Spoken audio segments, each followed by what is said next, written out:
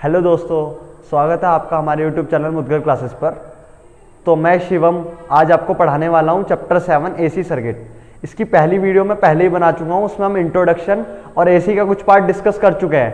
आज हम circuits number 1 से लेके सर्किट नंबर 3 तक देखेंगे क्या क्या सर्किट्स हैं। उससे पहले हमें सर्किट में 3 बातें यूज होने वाली हैं हर सर्किट में, तो वो देख लेते हैं वो क्या क्या है। सबसे पहली है फेजर। फेजर क्या चीज होती है? फेजर होता है रोटेटिंग वेक्टर। फेजर क्या होता है? Rotating vector.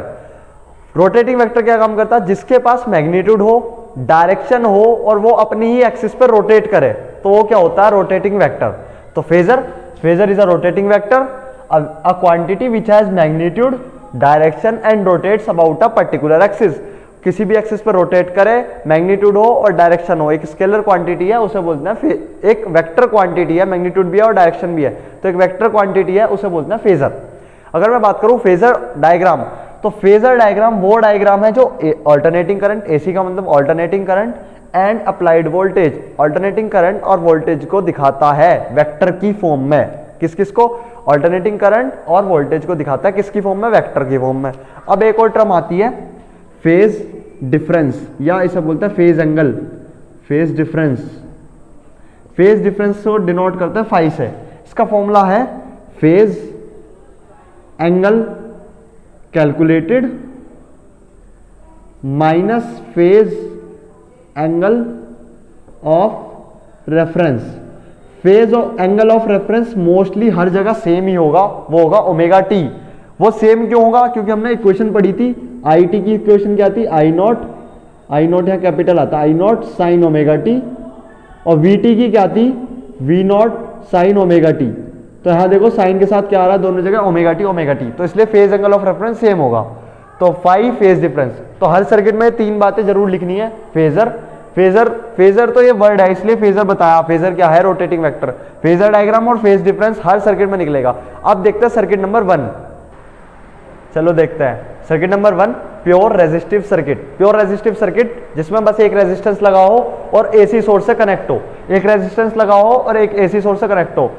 आर ओम, ओम से डिनोट करता है, रेजिस्टेंस की यूनिट होती है ओम, ओम से डिनोट करते हैं एसी सोर्स। हर सर्किट में ये बात कॉमन है, हर सर्किट में ये बात कॉमन है। अगर रेजिस्टर लगा है तो रेजिस्टर, इंडक्टर लगा है तो इंडक्टर, कैपेसिटर लगा है तो कैपेसिटर। तो let VT be the instantaneous voltage applied to a circuit. हमने मान लिया कोई वीटी एक वोल्टेज है जो इस सर्किट में अप्लाई हो रही है। सर्किट कौन सा सर्किट में? Having a resistor of resistance, a resistor of resistance R ohm, एक रेजिस्टर जिसकी रेजिस्टेंस है आर ओम की, ठीक है। I T be the instantaneous alternating current applied to the circuit. I T क्या है? एसी करंट जो इस सर्किट में अप्लाई हो रहा है। तो एक छोटी सी डेरिवेशन देखेंगे हर सर्किट की। इसकी डेरिवेशन क्या है?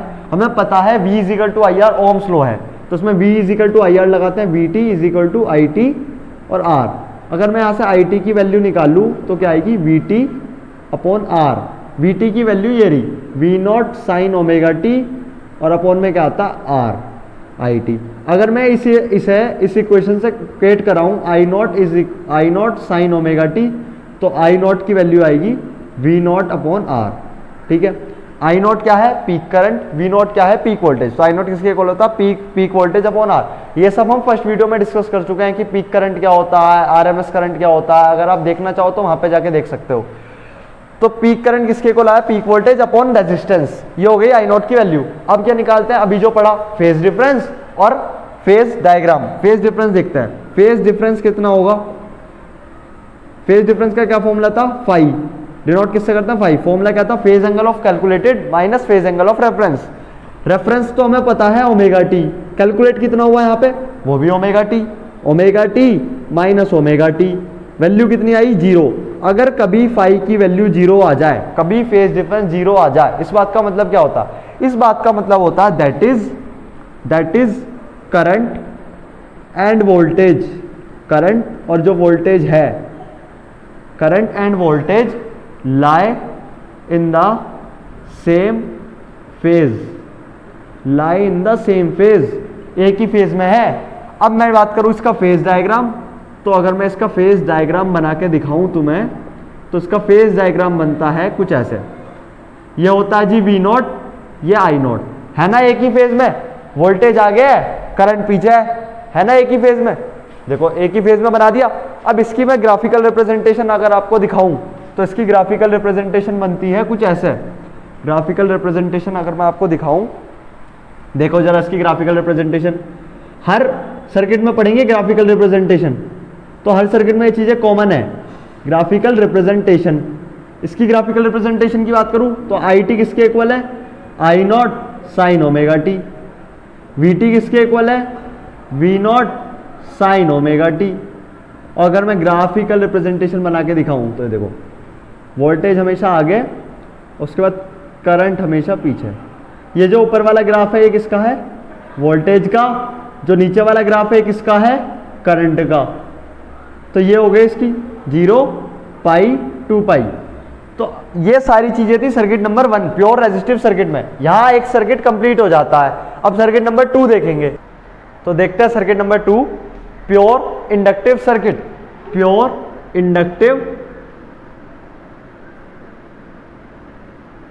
इंडक्टिव सर्किट, ठीक है।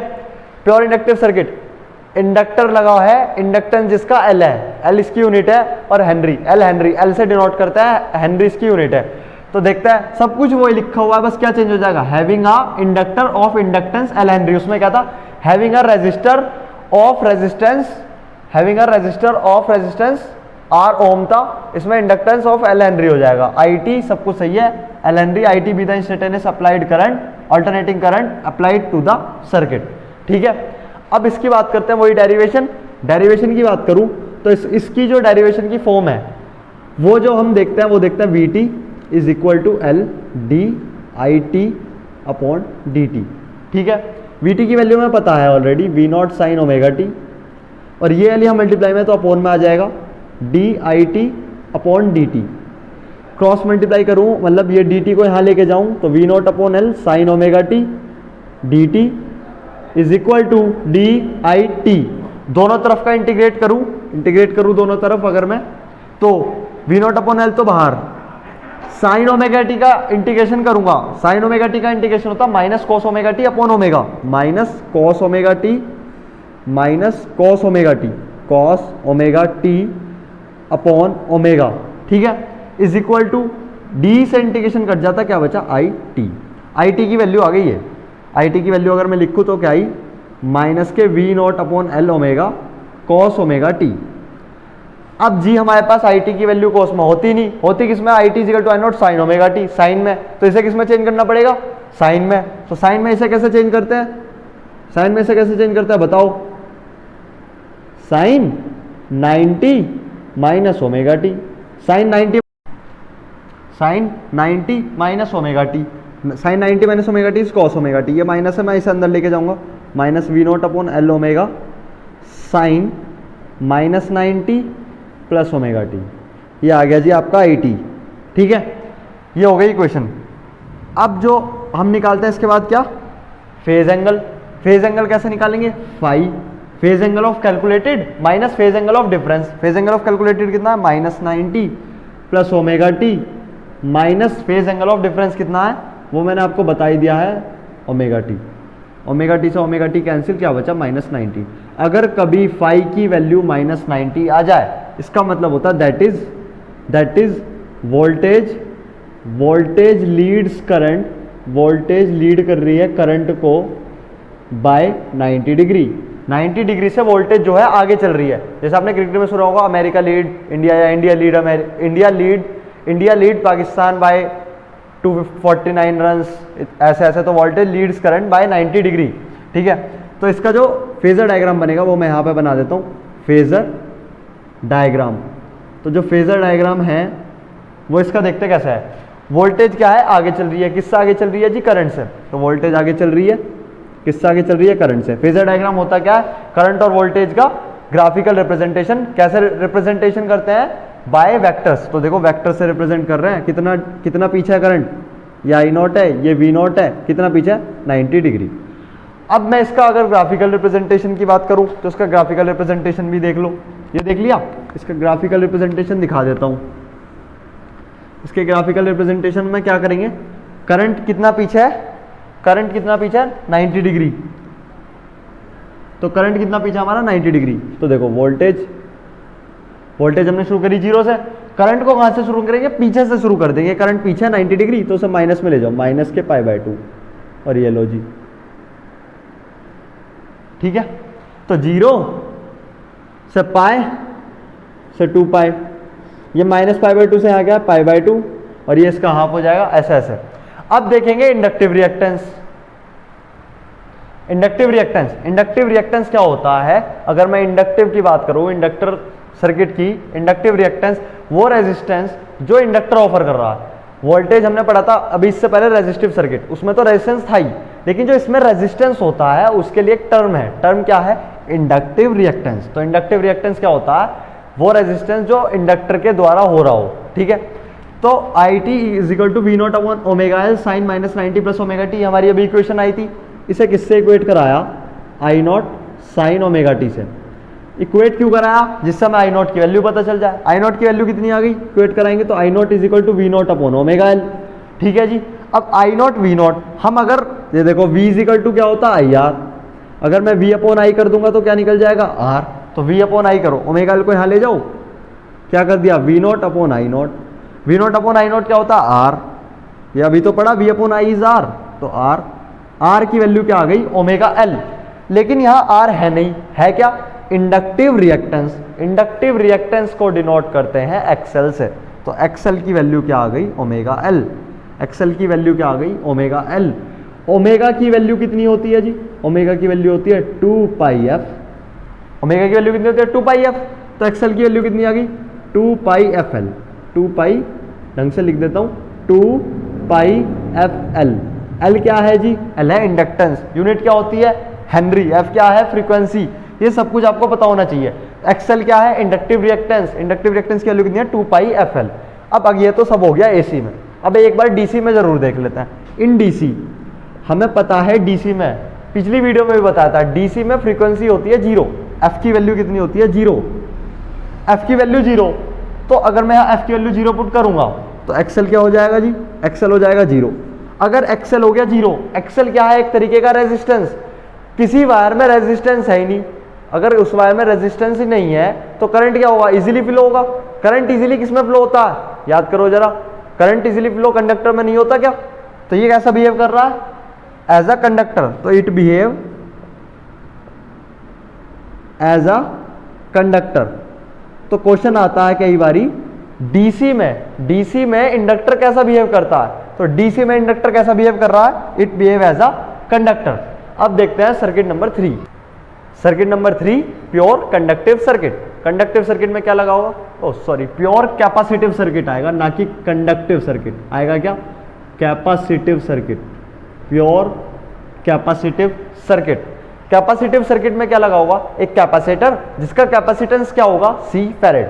कैपेसिटर डिवाइस है, ऐसी रेजिस्टर डिवाइस है, उसकी प्रॉपर्टी होती है रेजिस्टेंस और रेजिस्टेंस की यूनिट होती है। ऐसी इंडक्टर एक डिवाइस है, मतलब इंडक्टर है एक इंस्ट्रूमेंट है ना, उसकी फिर यूनिट होती है, प्रॉपर्टी होती है इंडक्टेंस और उसकी यूनिट होती है। ऐसे कैपेसिटर, कैपेसिटर की प्रॉपर्टी होती है कैपेसिटेंस, कैपेसिटेंस की यूनिट होती है सी फैरेड, ठीक है। अब इसकी जो ये लाइन बिल्कुल सेम है, बस यहाँ capacitor of capacitance C farad, ठीक है। अब I T is equal to C D V T upon D T, ये होती है equation, I T is equal to C D V T upon D T. अब हमें आई टी तो पता ही है, C D over D T, V T की वैल्यू कितनी है V not sine omega T. अब I T is equal to C D over D T of V naught तो बाहर हो जाएगा, D over D T of sine omega T is cos omega T, और omega T का दोबारा करेंगे तो ओमेगा। तो आंसर क्या आया आई टी का, C V not omega cos omega T. अब कॉस ओमेगा टी फिर से फंस गए, कॉस ओमेगा टी तो होता ही नहीं, होता क्या है साइन में, तो इसे किस में फिर से लिखेंगे साइन में। I T is equal to C V not omega, इसे क्या लिख सकते हैं साइन में, sine 90 plus omega T, sine 90 plus theta is cos theta, ठीक है। और साइन जो सेकंड क्वाड्रेंट की बात करें तो साइन उसमें होता ही प्लस का ही है। ऑल स्टूडेंट टेक कॉपी, उसमें जो साइन है वो प्लस का ही आएगा, है ना। तो आई टी की वैल्यू आ गई ये। अब क्या करते हैं हम, हर क्वेश्चन में सेम निकालते हैं क्या, फेज डिफरेंस। फेज डिफरेंस कितना आएगा, phase angle of calculated minus phase angle of reference. Angle of calculated कितना है 90 प्लस ओमेगा टी, रेफरेंस कितना मैंने आपको बता ही रखा पहले ओमेगा टी, ओमेगा टी से ओमेगा टी कट गया इज इक्वल टू 90। अगर कभी पॉजिटिव 90 आ जाए, माइनस 90 आ रहा था तो कौन आगे था वोल्टेज, पॉजिटिव 90 आएगा तो कौन आगे हो जाएगा, that is current lead voltage bye 90 degree. इस बार कौन आ गया है जी, करंट। इसका उसकी फेज डायग्राम की बात करूं तो इसका फेज डायग्राम क्या बनेगा, इसका फेज डायग्राम में क्या बनेगा, करंट आ गया वोल्टेज से, तो करंट आगे हो गया जी, वोल्टेज अब पीछे कर देते हैं, वोल्टेज को पीछे कर दो, आई नोट को आगे कर दो, कितना आ गया 90 डिग्री। ठीक है, अब क्या बात करते हैं इसके ग्राफिकल रिप्रेजेंटेशन। इसका ग्राफिकल रिप्रेजेंटेशन देखो, इसका जो ग्राफिकल रिप्रेजेंटेशन है वो ग्राफिकल रिप्रेजेंटेशन क्या है, यहां से ये क्या है, नीचे वाला करंट और ऊपर वाला हमें पता ही है क्या होता है, जो बड़ा है वो वोल्टेज। प्लस के 90 आए थे ना, ये देखो प्लस के 90 से शुरू कर दिया, उसमें जो माइनस के 90 थे याद करो उसमें नीचे से शुरू करा था, है ना। ये होता हमारा प्योर कैपेसिटिव सर्किट। अब हमने तीनों एलिमेंट्स के सर्किट पढ़ लिए जो प्योर थे, pure resistive, pure capacitive, pure inductive. अभी जो हमें पढ़ना है वो पढ़ना है इनके कॉम्बिनेशन आर एल। अभी तो हमने केवल क्या पढ़े, आर फिर एल फिर सी। अभी हम पढ़ेंगे इनका combination R L R C L C, उसके बाद पढ़ेंगे आर एल सी और उसके बाद पढ़ेंगे R L C resonating circuit. अभी जो हमने पढ़े हैं एल सी, ये सबसे ज्यादा इंपॉर्टेंट सर्किट्स हैं एल सी, है ना। तो और हम अगली वीडियो में देखेंगे सर्किट नंबर 3 से। तब तक के लिए गुड बाय।